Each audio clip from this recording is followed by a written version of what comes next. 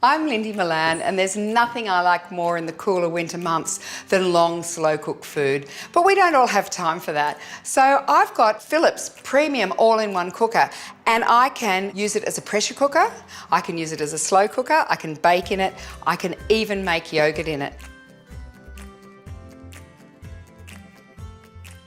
I'm making Greek-style lamb ribs with a yogurt and feta sauce.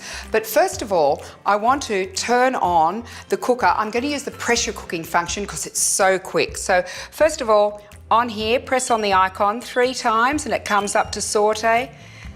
Hold your finger on for 2 seconds and that bell tells you that it's heating up. So I've got here, I have got ribs from the belly of the lamb, which is actually quite an inexpensive cut. If you have a very nice butcher, you can actually explain to them that you wouldn't mind the ones from the back or the top of the shoulder either. But belly is fine, and sometimes that is easier to find. So just cut them down like this yourself.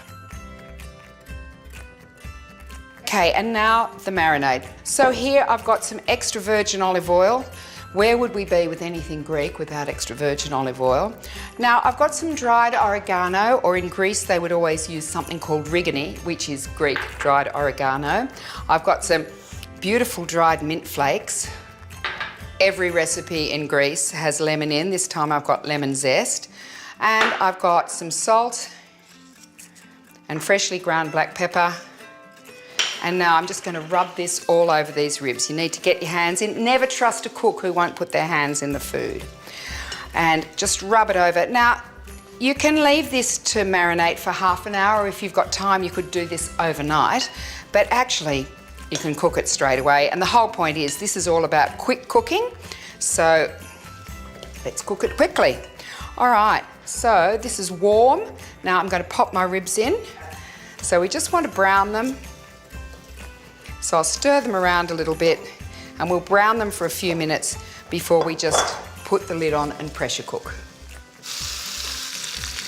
About 5 minutes in all for those to brown. Now the great thing about this all-in-one cooker is it's got 2 bowls. Now I've chosen to use the non-stick one, but this one here you can use for many things, but I'm going to use it to show you how to make some yogurt. I made some yesterday, and then I put it in the fridge overnight to firm up. But I thought it's worth seeing how you make it. So you take about 180 to 200 grams of natural yogurt and then a litre of milk at room temperature. You really want to use full cream milk. And just blend it together like that. I find a whisk works really well. And all you've got to do is put it in the pot and set it on the right function, and it takes 8 hours to make, and that's all you've got to do. Now we're ready to put this on the pressure cooker function. The ribs are lovely and brown, so what I'm going to do is I'm going to turn that off. We'll put the lid on. Slides on quite simply. Make sure that it's on seal on top, and now we're going to put it on the pressure cooker function. So pressure cook, press it until it comes around to meat and poultry. Then the cooking time, I want it for half an hour, not 15 minutes. So up to 30 minutes and start. And you can just walk away for 30 minutes knowing that this is a really safe way. It's not an old-fashioned pressure cooker, and the lid's really secure. And now we can get on and make our sauce. Now for my beautiful yogurt sauce, I've got some dill and a clove of garlic there. That does not take very long at all. Now I've got 200 grams of feta that I've already crumbled up.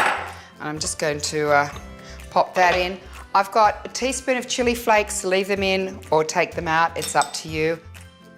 I've got some dried mint, they use this a lot in Greece.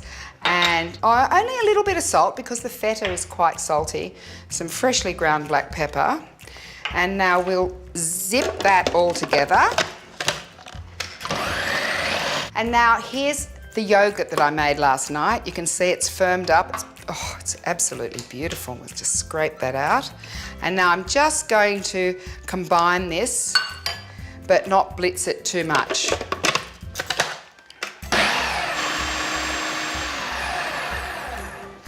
And that is how simple it is. This is the sauce.